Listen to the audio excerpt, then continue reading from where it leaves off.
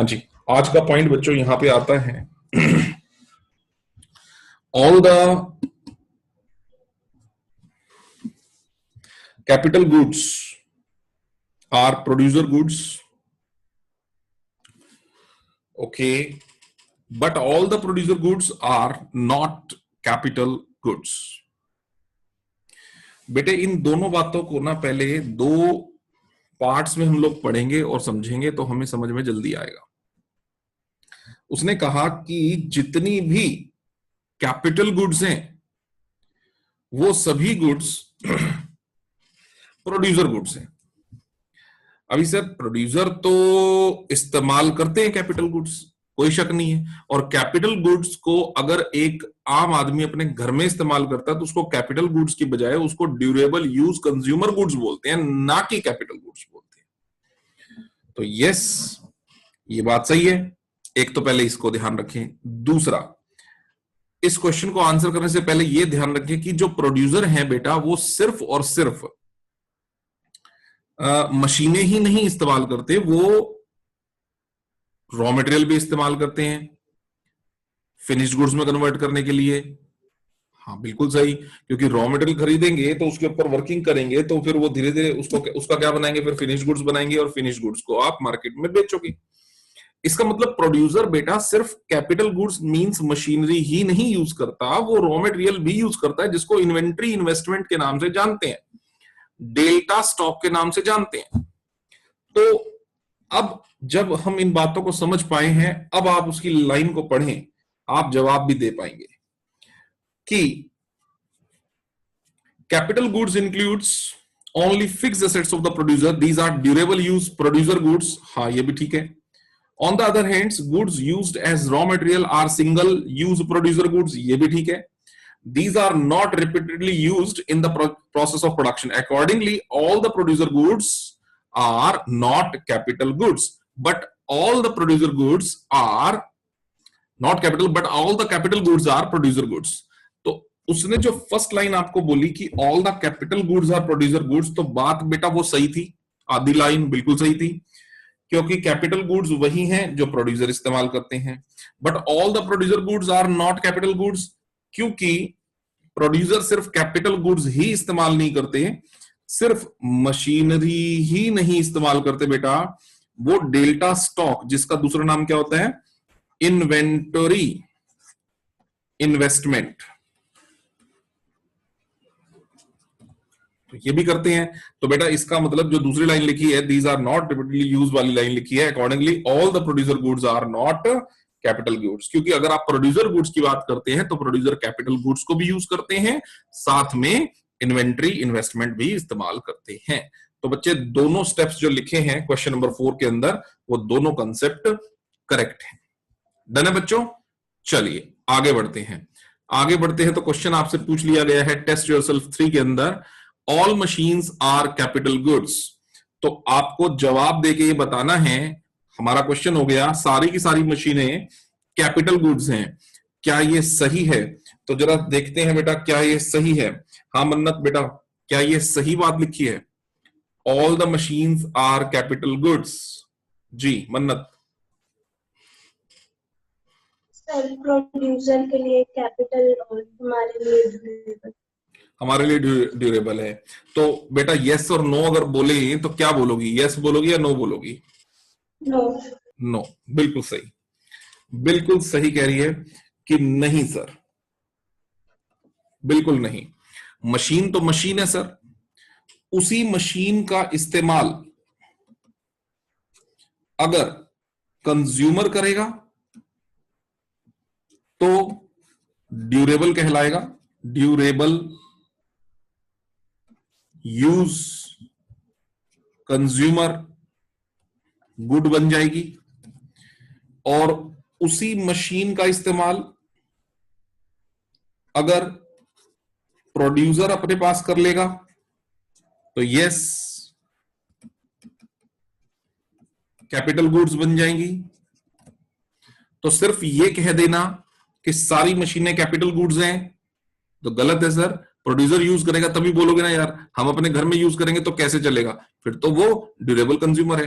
अभी एक एग्जांपल लेते हैं बच्चों, आप लोग इस वक्त क्लास ले रहे हो, ठीक है, आप लोग फोन पे ले रहे हो, लैपटॉप पे ले रहे हो, जिस पे भी ले रहे हो, ठीक है, आईपैड पे ले रहे हो, आप लोग उन चीजों को इस्तेमाल कर रहे हो, मशीनें हैं वो सब लगी, वो सब चीजें भी मशीनें हैं, आपके लिए ड्यूरेबल कंज्यूमर है। बात समझते हो बच्चे, आपके लिए ड्यूरेबल कंज्यूमर है।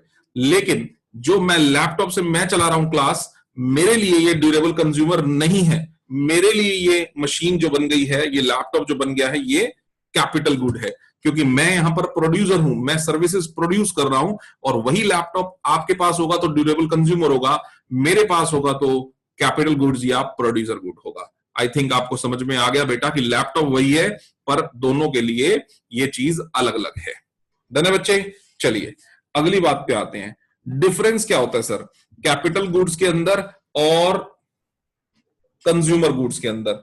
मैं ये समझता हूं बच्चे, अब यहां तक करने के बाद में आप ये बात तो आराम से समझ सकते हैं, तो रीड करके फटाफट से डन लिखें जिनको क्लियर हो गया। कोई डाउट हो तो डाउट पूछ लें, पढ़ते जाएं, डन लिखते जाएं। तो अब आगे की बात आती है and use classification of final goods versus intermediate goods की। बहुत सारी चीजें ऐसी हैं जो एक हिसाब से सोचे तो हम उनको इंटरमीडिएट, किसी दूसरे हिसाब से सोचे तो हम उनको फाइनल गुड्स बोल सकते हैं। चीज वही है, इंटरमीडिएट के लिए अलग उसको हम बोल सकते हैं, इंटरमीडिएट का अलग उसका एक तरीका है सोच का, और फाइनल गुड्स का अलग एक उसकी अलग से एक सोच है। तो आओ बच्चों देखते हैं इंटरमीडिएट और फाइनल के लिए, और ये एक इंपॉर्टेंट क्वेश्चन है, पूछा जाता है अक्सर। आइए बात करते हैं बेटा, कार पे तो कर चुके हैं, कार पे तो मैं दोबारा बात करूंगा नहीं, कार पे तो हमने बात कर ली थी। बात करते हैं क्लोथ पे। तो जब भी हम किसी भी प्रोडक्ट के बारे में बात करें बच्चे, 4 ऑप्शन आपके दिमाग में हमेशा सेटल होने चाहिए, 2 for intermediate and 2 for rest, 2 for final. If you are discussing about the intermediate, then resale and transformation are the 2 logics. Transformation and resale. Okay. If you are discussing about the final, then consumption or investment. Consumption and investment are the 2 logics.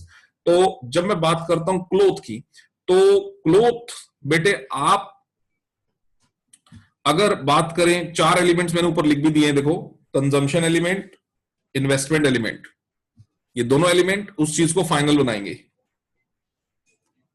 Consumption for consumer, investment for producer, further production for producer, resale for trader, और producer trader कह लो,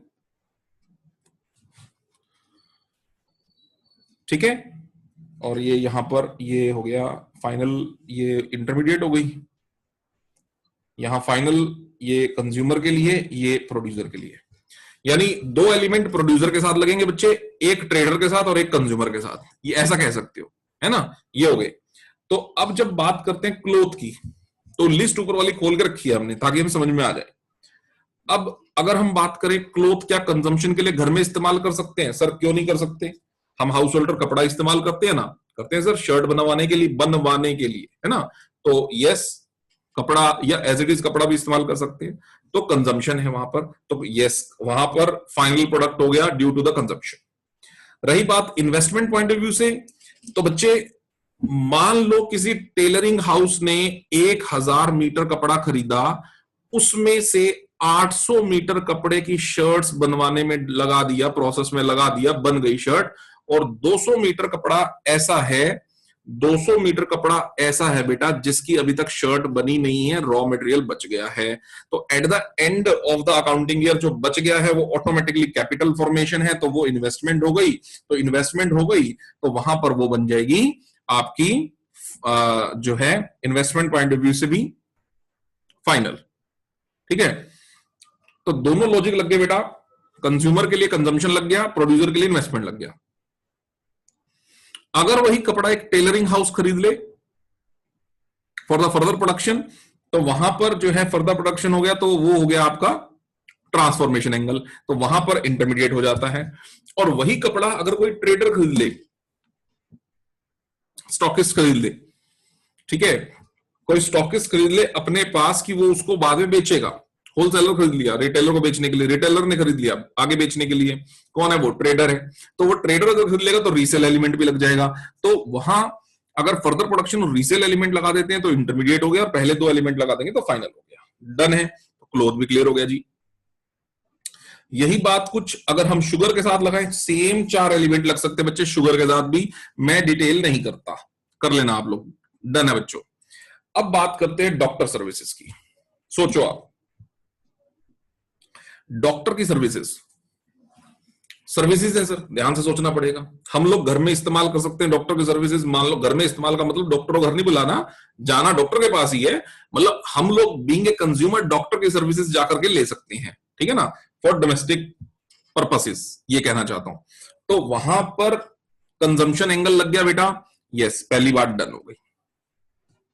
अब investment angle जो होता है, investment angle जो है बेटा, वो पॉसिबल नहीं है डॉक्टर की सर्विसेज का। आप सोचो, डॉक्टर की सर्विसेज का इन्वेस्टमेंट एंगल पॉसिबल नहीं है। You cannot invest a doctor in your business, no, you can't invest. You can appoint a doctor, जो लॉजिक अभी हम पढ़ेंगे, you can appoint a doctor, करेंगे उसको, लेकिन you can't invest a doctor, तो उसके कोई इन्वेस्टमेंट एक्सपेंडिचर्स वहां पर नहीं हो रहे हैं, तो इन्वेस्टमेंट वाला पार्ट आप डॉक्टर की सर्विसेज का नहीं ले सकते। अब बचती है जी, इसका मतलब ये हो गया कि सर डॉक्टर की सर्विसेज को फाइनल एलिमेंट के हिसाब से देखिए तो सिर्फ कंजम्पशन बात आती है, राइट। अब बात आती है, क्या डॉक्टर की सर्विसेज फर्दर प्रोडक्शन में यूज हो सकती हैं? तो कहीं ना कहीं सोचने में हमें थोड़ा सा हिचकिचाहट होती है, लेकिन मैं क्लियर कर दूं आपको, yes, you can further transform, ठीक है, you can further transform the doctor services into the production. अब ये सर कैसे, डॉक्टर कैसे प्रोडक्शन में कन्वर्ट हो जाएगा? बेटा मान लीजिए ये हमारी एक फैक्ट्री है, ये लो मैं क्लियर कर दूं आपको, ये फैक्ट्री है और फैक्ट्री में हमारे ये मजदूर भाई हैं, ये लो, ये हमारे मजदूर भाई हैं, लेबर क्लास लोग। हमने ये डॉक्टर साहब अपॉइंट कर दिए, ये लो जी, ये डॉक्टर साहब अपॉइंट कर दिए, ठीक है बेटे। इसकी सैलरी फिक्स हो गई, 50,000 रुपये महीना ले लेना जी आप, लो भाई ले लेगा ये 50,000 महीना हो गए। अब ये मजदूर भाई ये 8 नहीं है, ये बहुत सारे हैं, 100 लोग हैं, ये 100 लोग हैं, ये लो 100 लोग हैं, 100 लोग हैं। अभी रोज के रोज कोई ना कोई बीमार होता ही रहता है, ठीक है जी, किसी को कुछ है, किसी को कुछ है, छुट्टी करेगा, प्रोडक्टिव एक्टिविटीज में प्रोडक्शन कम हो जाएगी, बंदा छुट्टी करेगा, तो हमने डॉक्टर अपॉइंट कर लिया। हमने कहा किसी को डॉक्टर को दिखाने की जरूरत नहीं, फैक्ट्री डेली आओ, अपना कोई प्रॉब्लम है तो डॉक्टर को दिखाओ, काम पे बैक टू द वर्क, अपना काम पे लग जाओ, ठीक है, बहुत ज्यादा प्रॉब्लम नहीं है तो लग जाओ काम पे अपना जो है। तो क्या कर रहे हैं हम लोग क्या कर रहे हैं, हम लोगों ने क्विक सर्विस दे दी कि डॉक्टर बैठा हुआ है, डॉक्टर इलाज करेगा, डॉक्टर बताएगा छुट्टी लेनी नहीं लेनी है, ठीक है, डॉक्टर ओके कह रहा है, डन, कर लो काम पे लग जाओ। तो इससे क्या होगा बच्चों, इन सब का जो वर्किंग आवर्स हैं वो इंक्रीज हो गए, राइट, वर्किंग आवर्स इंक्रीज हो गए, ठीक है। डॉक्टर के 50,000 रुपए हम दे रहे हैं, लेकिन वो 50,000 रुपए is now converting into what, productive activities, because this is increasing the producing hour, hence the final production is also increasing. So we are just transforming the doctor services into the finished product. अब वो finished product चाहे वो carpet है तो doctor की services carpet में convert हो रही है, ठीक है, वो फिनिश प्रोडक्ट शर्ट है, डॉक्टर की सर्विस शर्ट्स में कन्वर्ट हो रहे हैं, बिकॉज जो भी चीज की प्रोडक्टिविटी है उसमें कुछ ना कुछ एनहांसमेंट इंक्रीमेंट उसमें आएगा ही आएगा। तो यस, डॉक्टर की सर्विसेज फर्दर प्रोडक्शन में इस्तेमाल हो सकती हैं। रही बात रीसेल एलिमेंट जो है वो एग्जिस्ट नहीं करता, आप खरीद के थोड़ी बेचोगे डॉक्टर की सर्विसेज को, ठीक है ना। आपके सर डॉक्टर हमने हॉस्पिटल में अपॉइंट कर लिया हो, फिर ऐसा कुछ, बेटा उसमें भी कुछ वो अलग बात है, वो ये वाली बात है कि you are running a hospital, वहां पर आप क्या कर रहे हो, आप कई सारे फैक्टर्स ऑफ प्रोडक्शन अपॉइंट कर रहे हो और मेडिकल सर्विसेज दे रहे हो, मेडिकल सर्विसेज से अलग से पैसा आ रहा है जिससे आप डिफरेंट फैक्टर ऑफ प्रोडक्शन को पेमेंट कर रहे हो, जैसे हॉस्पिटल का रेंट दे रहे हो, वर्कर डॉक्टर्स की service salaries wages and salaries दे रहे हो, कैपिटल पे इंटरेस्ट दे रहे हो, अपने लिए प्रॉफिट रख रहे हो, वो एक अलग लाइन स्टार्ट हो जाते हैं। बट ऐसा नहीं है ना कि हमने कोई डॉक्टर अपॉइंट कर लिया, उसको कहा भाई तू एक पेशेंट देखेगा, तेरे को हम 200 देंगे, पेशेंट को कहा भाई तू तेरी ओपीडी चार्जेस 250 रुपए की है और हमने जो है बीच में 50 रुपए अपने कमाने, ऐसा नहीं है ना। डॉक्टर की सर्विसेज हम लोग डायरेक्टली नहीं बेच सकते हैं, वो एक अलग चैनल के थ्रू है। तो कहीं ना कहीं रीसेल एलिमेंट क्रिएट नहीं होता, कहीं ना कहीं इन्वेस्टमेंट्स क्रिएट नहीं होती, तो ये 2 एलिमेंट छोड़ दो, बाकी के 2 एलिमेंट्स जो है डॉक्टर सर्विसेज में रह जाएंगे। रही बात paper, paper element read out करो बच्चों, सोचो पेपर के बारे में सोचो। पेपर हम यूज करें, हम में मैं नहीं, आप यूज करो, कंजम्पशन हो गया एज ए स्टूडेंट। पेपर जो है पब्लिशर के पास बच गया at the end of the year, उसने बुक्स बनाने के लिए खरीदा था, बच गया at the end of the year, बेटा उसके लिए रॉ मटेरियल था, रॉ मटेरियल बच गया, उसके लिए इन्वेस्टमेंट हो गई। तो यस, इन्वेस्टमेंट भी पॉसिबल है पब्लिशर के एंगल से सोचो तो। और कौन सा एलिमेंट था? फर्दर प्रोडक्शन, पब्लिशर के ही एंगल से सोचो तो उसका जो पेपर है वो बुक में कन्वर्ट हो रहा है बेटा, तो वहां पर फर्दर प्रोडक्शन के लिए इस्तेमाल हो रहा है, तो वहां इंटरमीडिएट भी थॉट लग सकती है। और आप अगर किसी स्टेशनर से पूछो, स्टेशनरी वाले से पूछो कि साहब तूने क्यों लिया, और सर बेचने के लिए लिया ना मैंने, तो वो रीसेल एलिमेंट लगा देगा वहां पर, तो रीसेल लग गया तो वहां पर भी इंटरमीडिएट प्रोडक्ट हो जाने वाला है। बच्चों क्लियर हो गई हैं सारी बातें? मैं दोबारा बता रहा हूं, this question is going to be very important, लिख लीजिए, this is very important question. CBSE इस तरह के क्वेश्चन से बहुत लगाव रखती है जिसमें बच्चों को थोड़ा सा दिमाग लगाना पड़े, ठीक है ना। अभी सीधा क्वेश्चन पूछ लेंगे आपसे, what is the difference between ये consumption goods and capital goods, ये तो बहुत आसान है, बच्चा रट के जाएगा, वहां कुछ ना कुछ तो उलट ही देगा, ऐसा नहीं है ना। तो ये तो स्ट्रेट क्वेश्चन हो गए ना, ये लगेगा यहां दिमाग, कहना same good with capital and durable, ले लगेगा दिमाग। क्वेश्चन नंबर 4 लगेगा दिमाग, ठीक है ना। तो ये अब ये सीधा क्वेश्चन है, ये वाला difference between intermediate goods and final goods, no doubt important question है, बट स्ट्रेट क्वेश्चन है, आप आंसर कर सकते हो बहुत आसानी से, रट के गए हैं तो। लेकिन बुक वाला ये क्वेश्चन पूछेगा आपसे, टेस्ट योरसेल्फ 2, है ना, इसमें से कौन सी इंटरमीडिएट है, कौन सी फाइनल है, लॉजिक के साथ बता दो ये। और ये क्वेश्चन उसके फेवरेट्स हैं, ये हो गया, ये फेवरेट्स हैं, ठीक है बच्चों। तो हमें पता होनी चाहिए intermediate and the final goods कौन कौन सी, कब कब, कैसे कैसे पॉसिबल हैं। चलिए जी, अगली बात पे लगते हैं, अगली बात पे चलते हैं बच्चों, और बात आ जाती है इन्वेस्टमेंट क्या है। इन्वेस्टमेंट क्या है, एक बार के लिए बच्चों रीड करिए, मैं अभी शुरू करूं। इन्वेस्टमेंट क्या है? देखो जी, हम कोई भी बिजनेस करते हैं बच्चों तो प्रोडक्शन एक्टिविटी को हम फास्ट करना चाहते हैं, तो बिना बिजनेस में बच्चों इन्वेस्टमेंट करे हम कुछ नहीं कर सकते। If you will make the investment, that means you are employing the capital, capital लगा रहे हैं, और कैपिटल लगा रहे हैं तो अपने आप को एबल कर रहे हैं हाई प्रॉफिट्स कमाने के लिए, राइट। तो increase in capital means greater the ability of the producer for production, बिल्कुल सिंपल। जितना स्टॉक ऑफ कैपिटल बढ़ाएंगे वो इन्वेस्टमेंट है, उसको कैपिटल फॉर्मेशन कह देंगे। इसका मतलब ये होता है कि इन्वेस्टमेंट का बेटा सीधा सीधा मतलब है डेल्टा कैपिटल, और डेल्टा कैपिटल, कैपिटल स्टॉक कह लो, एक ही बात है। डेल्टा कैपिटल मतलब चेंज इन कैपिटल का मतलब आपने एक साल के दौरान कितना न्यू कैपिटल लगाया। अब जब मैं उसके बारे में बात करूं, कैपिटल लगाया मतलब कितना इन्वेस्ट किया, जब मैं इन्वेस्टमेंट की बात करूं तो बेटा इन्वेस्टमेंट हो जाती है यहां पर दो तरह की, या तो फिक्स्ड इन्वेस्टमेंट होती है बिजनेस के अंदर, और या फिर बेटा होती है इन्वेंट्री इन्वेस्टमेंट। तो राइट, दो तरह की इन्वेस्टमेंट है, या तो फिक्स्ड इन्वेस्टमेंट है या फिर इन्वेंट्री इन्वेस्टमेंट है बिजनेस के अंदर, ये दो तरह की इन्वेस्टमेंट्स होती हैं। फिक्स्ड इन्वेस्टमेंट का मतलब है जब एक बिजनेसमैन बिजनेस के अंदर मशीनें ज्यादा लगाता है ताकि उसकी प्रोडक्शन करने की एबिलिटी इंक्रीज हो सके। एक एग्जांपल से बात करते हैं, मान लीजिए बच्चों की एक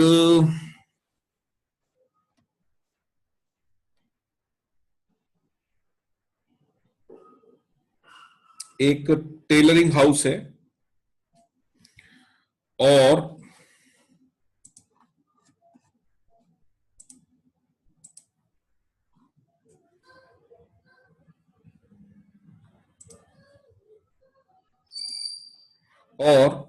उस टेलरिंग हाउस में बच्चों पहले जो है ये मान लो टेलरिंग हाउस है, मशीनें, यहां पर machine M1, machine M2, machine M3, ऐसे करते करते करते करते M10, 10 मशीनें लगी हुई है बच्चों। तो ये इनकी इन्वेस्टमेंट है 10 मशीनों में।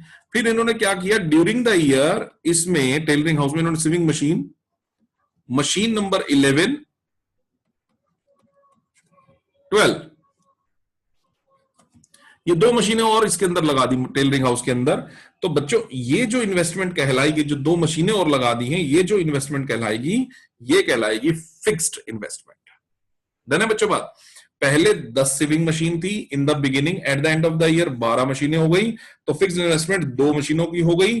तो कितनी थी एंड में, कितनी थी बिगिनिंग में? 12 थी एंड में, 10 थी बिगिनिंग में, is equal to fixed investment is of 2 machines. अब आप मुझे एक बात बताओ बेटा, मशीनें लगने से हमारे बिजनेस में फायदा क्या होगा?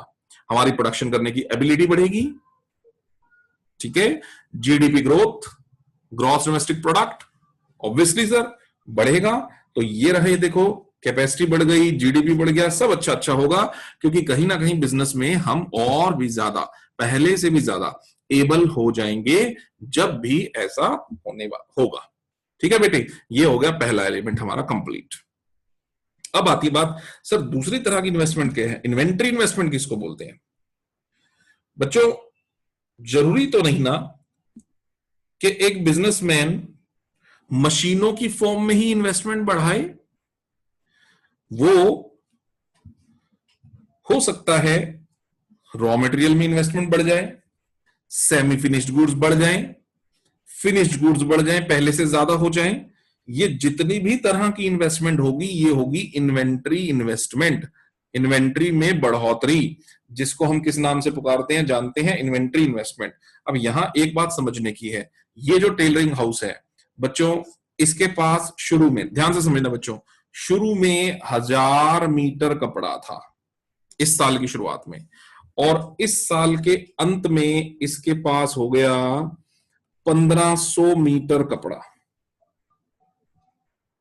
ठीक है, ठीक इसी हिसाब, ये तो रॉ मटेरियल है, ठीक इसी हिसाब से work in progress. Work in progress का मतलब शर्ट्स जो बन रही थी, ना तो पूरी तरह से वो शर्ट अभी तक बन के तैयार हुई थी, ना ही वो रॉ मटेरियल थी, यानी कुछ मतलब अधपकी, नॉट फाइनल शर्ट्स कह सकते ना, कुछ बन गई कुछ रह गई। ऐसी 600 शर्ट्स थी, at the end of the year देखा तो ऐसी 800 शर्ट्स हो गई। लो सर, ये भी एक इन्वेस्टमेंट है। और बिल्कुल फिनिश्ड गुड्स, मतलब शर्ट्स बिल्कुल तैयार थी, जो पहले 500 शर्ट्स थी इस साल की शुरुआत में, एंड तक में देखा तो 600 शर्ट्स ऐसी हो गई जो पूरी तरह से रेडी हैं। बेटा ये रॉ मटेरियल में डेल्टा स्टॉक यानी 500 मीटर की इन्वेस्टमेंट है, यहां 200 शर्ट्स WIP में इन्वेस्टेड है, यहां पर 100 शर्ट्स फिनिश्ड गुड्स में इन्वेस्टेड हैं, और इन तीनों का सम अप कर दो ना तो पता क्या मिलेगा बच्चों? Inventory investment, delta stock. बच्चों ये बिल्कुल नहीं कह रहा मैं कि डेल्टा स्टॉक का मतलब सिर्फ रॉ मटेरियल में एडिशनल इन्वेस्टमेंट्स होती हैं ना, वर्क इन प्रोग्रेस में भी और फिनिश्ड गुड्स में भी और रॉ मटेरियल में भी, ऑब्वियसली तीनों में जो डेल्टा एडिशन हुआ ना, वो आपका इन्वेंट्री इन्वेस्टमेंट होता है। क्यों करते हैं, क्यों बढ़ोतरी करते हैं? बच्चों एक बात बताओ, देखो अगर रॉ मटेरियल में हम इन्वेस्टमेंट्स करके रखेंगे, पहले 1000 मीटर था 1500, ड्यूरिंग देयर 500 मीटर कपड़ा और खरीद के हमने रख लिया, WIP बढ़ गया, फिनिश्ड गुड्स हमने पहले से ज्यादा बना के रख ली, इसका सीधा सा फायदा बेटे हमें ही मिलेगा। अनसर्टेनिटीज अगर कुछ हो तो हम आराम से उन अनसर्टेनिटीज को झेल पाएंगे। अगर पीछे से अचानक से रॉ मटेरियल रुक जाए तो हमें परेशान होने की जरूरत नहीं पड़ेगी, फैक्ट्री रोकने की जरूरत नहीं पड़ेगी। क्यों सर? क्योंकि बेटे हमने इतने ज्यादा इन्वेंट्री इन्वेस्टमेंट ऑलरेडी कर रखा है कि हमें किसी तरह की परेशानी की जरूरत नहीं है। फिनिश्ड गुड्स हम ऑलरेडी पहले 500 लेके बैठे थे, आज 600 लेके बैठे हैं। क्यों? क्योंकि अगर अचानक से हमारे पास ऑर्डर आ जाता है कि शर्ट्स चाहिए, बेचो बेचो बेचो, तो हमारे पास इजीली स्टॉक अवेलेबल है। हम उस इंक्रीज्ड डिमांड का फायदा उठा सकते हैं और आराम से अपना सारा स्टॉक क्लियरेंस पे लगा सकते हैं, because we have the stock to sell. समझ गए बेटा? और जिनके पास प्रोडक्ट अवेलेबल ही इतना ही होता है कि भाई बस इस बार का निपट जाए, अगली बार ऑर्डर आएगा तो बनाएंगे तो देंगे, तो बेटा अगर कुछ सडन बेनिफिट्स, अचानक से कोई ऑर्डर आ जाए और हमारे पास स्टॉक ही अवेलेबल ना हो उस चीज को डील करने के लिए, तो वो एक तरह से बिजनेस लॉस ही है। हम अपॉर्चुनिटीज को कैश में कन्वर्ट नहीं कर पाए, लॉस ही होता है। बिजनेस का कोई तरीका नहीं है, अच्छा तरीका नहीं है बिजनेस को करने का। समझ में आ रही बेटी मेरी बात को? आप सबको समझ में आ रहा है? ठीक है। आजकल के एग्जांपल से आप जो कंपेयर कर सकते हो, मैं पहले भी अक्सर बोलता हूं कि अचानक से हमारे देश के अंदर, पूरे वर्ल्ड के अंदर अचानक से सैनिटाइजर्स और मास्क की जब डिमांड बढ़ी, तो जिन कंपनीज ने इसको बना करके ऑलरेडी रखा हुआ था, ठीक है, उन्होंने मोटा पैसा कमाया। मेरी बात समझ रहे हो? जिस मेडिकल स्टोर वाले ने अच्छा स्टॉक रखा हुआ था कम दाम में ले करके, उसने अच्छा पैसा कमा लिया, और जिसने महंगे में खरीद के महंगे में बेच दिया उसने तो फिर उतना ही कमाया ना, जितना 10% 20% का मार्जिन होगा उतना ही कमाया। लेकिन जिसने पहले से स्टॉक मेंटेन करके रखा हुआ था और अगले दिन ही डबल ट्रिपल 4 गुना 5 गुना रेट पर प्रोडक्ट बिकने लग गया, तो उसका तो मल्टीपल टाइम्स मुनाफा हो गया। तो क्योंकि उसने स्टॉक रखा हुआ था, that is inventory investment he was maintaining, right? तो बेटे ये बेनिफिट्स मिलते हैं प्रोड्यूसर को। ये सारी बातें मैंने यहां पर लिखी है। Raw material hedge against uncertainties है। अगर कुछ अनइंटरप्टेड सप्लाईज हो जाए, हमें चिंता करने की जरूरत नहीं है, हमारे पास स्टॉक अवेलेबल है। ठीक है। अगर there is a rise in demand, I am using the word spurt, excessive rise, that is known to be spurt, right? तो अगर उसके साथ हमें कॉप अप करना है, मैचअप करना है, तो कोई दिक्कत नहीं है। डिमांड बढ़ रही है, we have the product to sell, हम बेच के पैसा कमा लेंगे, मुनाफा कमा लेंगे। तो बच्चे ये सब फायदे इन्वेंट्री इन्वेस्टमेंट के थ्रू हमें होते हैं। Okay, done. तो ये थी बच्चों ये बातें। Inventory at the end minus inventory at the beginning is known to be as what? Delta stock, that is inventory investment. Either of raw material opening closing minus opening, WIP closing minus opening, finished goods closing minus opening. Done है बेटा? ये हो गया। चलिए अगली बात करते हैं। सर इन्वेस्टमेंट दो तरह की होती है, एक ग्रॉस एक नेट। जब भी बात करें ग्रॉस, हमने फिक्स्ड एसेट्स में मशीनरीज में कैपिटल गुड्स की ग्रॉस इन्वेस्टमेंट देख ली, डेप्रीसिएशन को माइनस करे बगैर। अगर हमने इन्वेस्टमेंट को चेकआउट किया, देखा, तो हम कौन सी इन्वेस्टमेंट्स के बारे में बात करें बेटा? Gross, without deducting depreciation out of it, right? ये देखो हमने कितनी इन्वेस्टमेंट करी फिक्स्ड एसेट में, हमने कितनी इन्वेस्टमेंट करी इन्वेंटरी इन्वेस्टमेंट में, और हम जरा भी नहीं सोच रहे कि ड्यूरिंग द ईयर डेप कितना कटा। तो ये ग्रॉस इन्वेस्टमेंट है, फाइनल ग्रॉस इन्वेस्टमेंट है। पर अगर ड्यूरिंग द ईयर का डेप्रिसिएशन माइनस कर दिया, जिसके दूसरे नाम रिप्लेसमेंट कॉस्ट, तीसरा नाम कंजम्पशन ऑफ फिक्स्ड कैपिटल, और एक नाम तो सिंपल है ही डेप्रीसिएशन,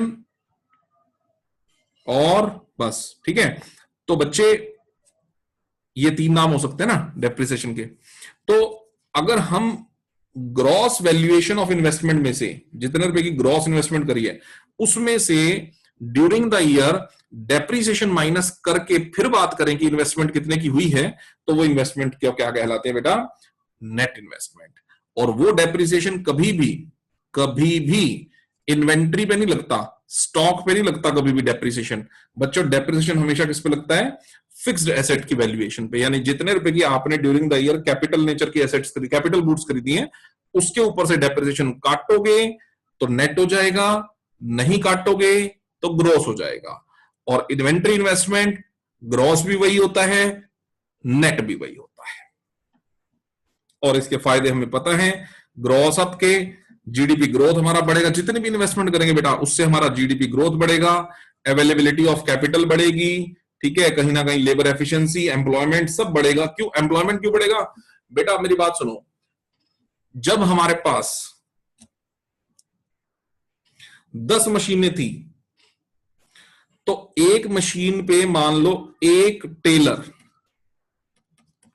काम करता था, तो आपने कितने टेलर्स को रोजगार दे रखा था? 10%।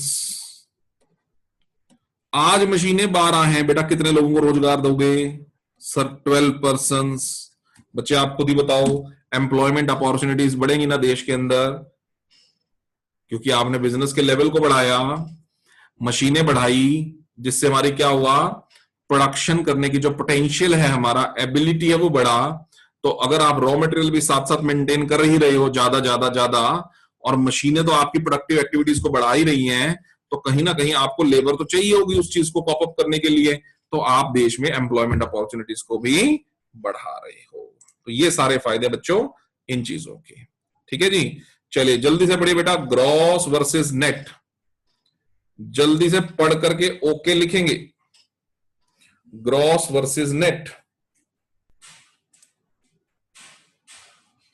हाँ जी, उसके बाद बात आती है बच्चों हमारे यहां पर कि डेप्रिसिएशन क्या है। बच्चों डेप्रिसिएशन का मतलब होता है ग्रेजुअल फॉल, ग्रेजुअल फॉल, लगातार फॉल। किसमें फॉल सर? बेटे फिक्स एसेट की वैल्यू में। आप फिक्स एसेट को इस्तेमाल करते हो, लगातार उसकी वैल्यू घटती है। क्या जरूरी है? कुछ रीजंस हैं जिसकी वजह से जरूरी है।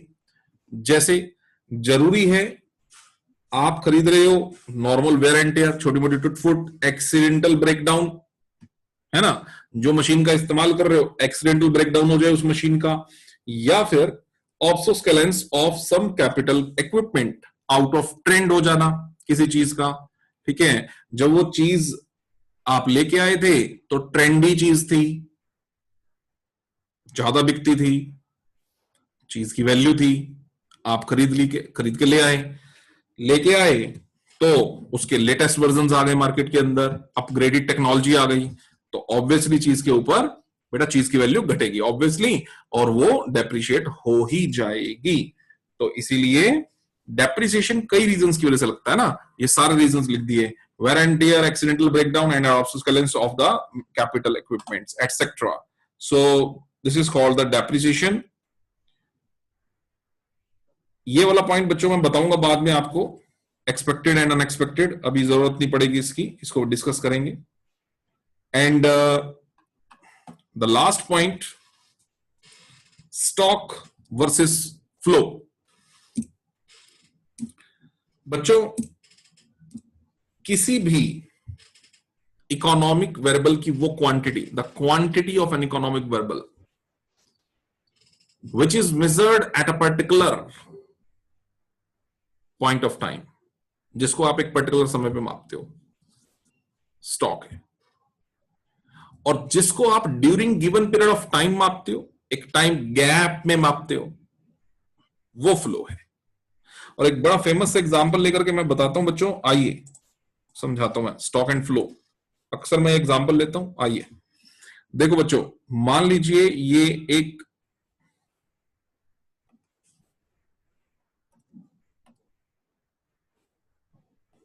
कोई भी टब है,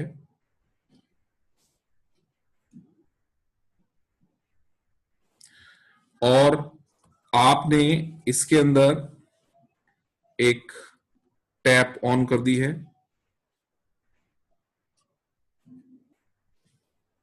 flow of water is there,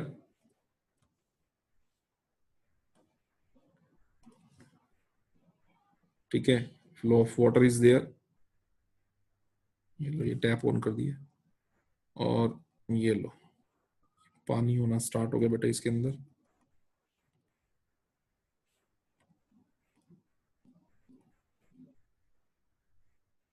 done. चलिए, तो आपने देखा सुबह में, मान लीजिए मैंने देखा 9 AM, मैंने देखा सर इसके अंदर ये 100 लीटर्स पानी है, 100 लीटर पानी है, 100 लीटर। 9 बजे जब 9 बजे मैं देख रहा हूं कि ये कितने लीटर पानी है, तो बेटा ये स्टॉक कंसेप्ट है, because it is the quantity of an economic variable water at a particular point of time. Variable क्यों? क्योंकि मूवमेंट ले रहा ना, आप टैप ऑन करके छोड़ दियो, टैप चलती चली जा रही है, टैप चलती चली जा रही है, पानी भरता चला जा रहा है, तो चेंज हो रहा है ना इसके अंदर, ये चेंजेस आ रहे हैं। हमने सुबह 9 बजे देखा बेटा 100 लीटर पानी है, स्टॉक है, हमने टैप ऑन ही रहने दी, टैप ऑन ही रहने दी और पानी भरने दिया, और पानी भरने दिया। ये 100 लीटर पे मैंने लाइन लगा दी है, व्हाइट कलर की लाइन लगा दी है 100 लीटर पे, लो जी। और फिर पानी भरने दिया, चलने दिया, और फिर इसको देखा सुबह में, इसको देखा 10 बजे, तो अब 10 बजे तो ये वाला लेवल आ चुका है ना, ये ऑरेंज लेवल आ चुका है, और ये जो ऑरेंज लेवल आ चुका है ये अभी हो चुका है, मान लो इसके अंदर में 250 लीटर, 250 लीटर सपोज कर लो। तो बेटा 10 बजे जो 250 लीटर है ना, ये भी स्टॉक है सर, क्योंकि ये भी एक पर्टिकुलर पॉइंट ऑफ टाइम पे मेजर कर रहा हूं, 9 बजे भी पर्टिकुलर पॉइंट ऑफ टाइम पे मेजर कर रहा हूं, और 10 बजे भी एक पर्टिकुलर पॉइंट ऑफ टाइम पे मेजर कर रहा हूं। लेकिन बच्चों इस एक आवर में, 1 आवर में ये जो चेंज आया है वो during a given period of time है ना, ड्यूरिंग 1 आवर कितना, 250 litre minus 100 litre, 100 litre is equal to 150 litre. तो बेटा ये जो आपको मैं अभी रेड कलर से हाईलाइट करके बता रहा हूं ना बेटा, ये वाला पानी, ये तो सर फ्लो है ना, क्योंकि पहली व्हाइट लाइन ऑरेंज लगा लो, ऑरेंज, पहली ऑरेंज लाइन सुबह 9 बजे की है, दूसरी ऑरेंज लाइन 10 बजे की है, और दोनों ऑरेंज लाइन के बीच में गैप 1 घंटे का गैप है, वो फ्लो कॉन्सेप्ट है, दैट इज कॉल्ड फ्लो। लो जी, तो हमें अच्छी तरह समझ में आ गया बेटा, आ गया होगा आपको बहुत अच्छे से कि what is the stock, what is flow, और यहीं से इन दोनों के बीच में डिफरेंस क्रिएट हो जाता है। आइए ये देखो, ये पर्टिकुलर पॉइंट ऑफ टाइम पे है, ये during a given period of time पे है। अगर पहले वाला जो स्टॉक है, स्टॉक का कैसा टाइम डायमेंशन, सर उसका तो टाइम डायमेंशन पॉसिबल ही नहीं है, सुबह 9 बजे मीन सुबह 9 बजे कोई टाइम गैप नहीं है, लेकिन फ्लो 1 आवर 1 डे है ना, उसका अपना टाइम डायमेंशन है। और कुछ इंपोर्ट एक्सपोर्ट दो ऐसी बातें हो गई जिनको आप ड्यूरिंग द गैप ही मापते हो, जैसे हमारे देश के import export during 1 week, during 1 year, during 1 जो है डे, राइट, ड्यूरिंग 1 मंथ, तो इनको तो आप ड्यूरिंग में ही मापते हो। तो इसका मतलब इंपोर्ट और एक्सपोर्ट का बेटा स्टॉक कंसेप्ट पॉसिबल ही नहीं है। इनके सिर्फ कौन से कंसेप्ट होते हैं, कौन से कंसेप्ट होते हैं, फ्लो। डन है। और एग्जांपल बहुत है स्टॉक के, एक पर्टिकुलर आदमी, एक इंसान के पास वेल्थ, बंदे की कैपिटल, बैंक में पड़ा हुआ उसका deposit, water in the tank, 2 जगहों के बीच में डिस्टेंस स्टॉक है। पानीपत करनाल के बीच में डिस्टेंस हम कहते हैं जी सर 30 किलोमीटर है, दिल्ली 80, सेम ही रहेगा, बदलेगा थोड़ी बेटा, कैसा कॉन्सेप्ट है, स्टॉक। और रही बात फ्लो की, तो जो बाकी सब चीजें जो वेरिएबल नेचर की होती हैं वो फ्लो कॉन्सेप्ट है। जैसे इनकम, इनकम के साथ आपको कनेक्शन जोड़ना पड़ेगा, ड्यूरिंग इनकम ऑफ 1 ईयर सब जोड़ना पड़ेगा, 1 मंथ, 1 डे, ईयर, एनम, है ना, जोड़ना पड़ेगा। कैपिटल में कितना चेंज आया कैपिटल फॉर्मेशन, इंटरेस्ट कमाया तो कितने समय का कमाया, लीकेज कुछ रिसाव हुआ तो कितने ड्यूरेशन में हुआ, एक्सपेंडिचर हुआ तो कितने समय का किया, स्पीड, तो उसके साथ भी आपका टाइम गैप कनेक्ट होता है। स्पीड कभी फिक्स थोड़ी होती है। अभी हम कहें कि हम एक व्हीकल चला रहे हैं 60 किलोमीटर पर आवर, आप बच्चों उसको कॉन्स्टेंटली 60 किलोमीटर पर आवर पे चला ही नहीं सकते हो, हर पल उसमें बदलाव आ रहा है। आपके सर रीडिंग में तो 60 है बेटा, वो दिख रहा सिर्फ 60 है, लेकिन साइंस के अकॉर्डिंगली उसका हर पल स्पीड में चेंजेस आ रहे हैं। ठीक है बच्चों, तो वो कभी भी कांस्टेंट हो ही नहीं सकता, तो इसका मतलब फ्लो कंसेप्ट है। तो ये चीजें हैं बच्चों जो आपके स्टॉक और फ्लो में डिफरेंस को बताती हैं। और एक छोटी सी बात, स्टॉक फ्लो को इन्फ्लुएंस करता है, स्टॉक फ्लो को इन्फ्लुएंस करता है। कैसे? मान लो मैंने, इधर देखो, बैंक में 10,000 रुपए के डिपॉजिट्स दिए और मेरा interest at the rate of 10% आएगा, तो बेटा इंटरेस्ट कितना आएगा? 1,000 रुपए। और डिपॉजिट क्या है? स्टॉक। इंटरेस्ट क्या है? Flow during 1 year. मैंने डिपॉजिट्स बढ़ा करके 15,000 कर दिए। क्या किया मैंने स्टॉक बढ़ा दिया। तो बेटा मेरा इंटरेस्ट भी तो 1,000 से बढ़ के कितना हो गया साल का? 1,500। मेरा फ्लो भी बढ़ गया। स्टॉक बढ़ा, फ्लो बढ़ा। तो पहली बात में कोई दिक्कत नहीं है, स्टॉक इन्फ्लुएंसेस फ्लो। पर दूसरी बात में भी कोई दिक्कत नहीं है, फ्लो इन्फ्लुएंसेस स्टॉक। जब मेरे 10,000 थे तो 1,000 जुड़ते थे, तो कितने रुपए का स्टॉक हो जाता था? 11,000 रुपए का स्टॉक हो जाता था। आज मेरे 15,000 है, 1500 जुड़ेंगे तो फ्लो स्टॉक कितना हो जाएगा? 16,500। यानी पहले स्टॉक में 1,000 रुपए का इंक्रीमेंट आता था और अब स्टॉक में कितने का इंक्रीमेंट आया? 1,500 का। अब ये 500 किस वजह से बढ़ गए? क्योंकि फ्लो 500 का ज्यादा हो गया। आप कहेंगे सर वो 500 का फ्लो भी तो ज्यादा स्टॉक की वजह से हुआ है ना। तो बेटा मैं कब कह रहा हूं? मैं भी यही कह रहा हूं, flow is affected by stock and stock is also affected by flow. दोनों का एक दूसरे से लेना देना है। पैसा ज्यादा रखोगे बैंक में, इंटरेस्ट बढ़ेगा। इंटरेस्ट बढ़ेगा तो बैंक में पड़ा हुआ पैसा अपने आप बढ़ेगा। तो स्टॉक ने फ्लो को इंपैक्ट किया और फ्लो ने वापस स्टॉक को इंपैक्ट कर दिया। ठीक है ना। और कुछ चीजें ऐसी हैं जिसके दोनों कॉन्सेप्ट होते हैं। जैसे कैपिटल एक पर्टिकुलर पॉइंट ऑफ टाइम पे कितना है, ये स्टॉक है, और during the given period of time कितना कैपिटल में राइज आया है, ठीक है, कैपिटल फॉर्मेशन कितना हुआ है, यानी change in the stock of capital कितना हुआ है, ये फ्लो कॉन्सेप्ट है। तो कैपिटल बच्चों एक ऐसा कॉन्सेप्ट है जिसके स्टॉक कॉन्सेप्ट्स भी अवेलेबल होते हैं, जिसका स्टॉक कॉन्सेप्ट भी है और उसका फ्लो कॉन्सेप्ट भी है। एक पर्टिकुलर टाइम पे कैपिटल मेजर कर लो, स्टॉक है, और capital formation during a given period of time मापते हैं, वो फ्लो है। ठीक है बच्चों, तो आज हमने ये सारी बातें जो हैं रीड कर ली, stock, flow and also the intermediate and final. ठीक है।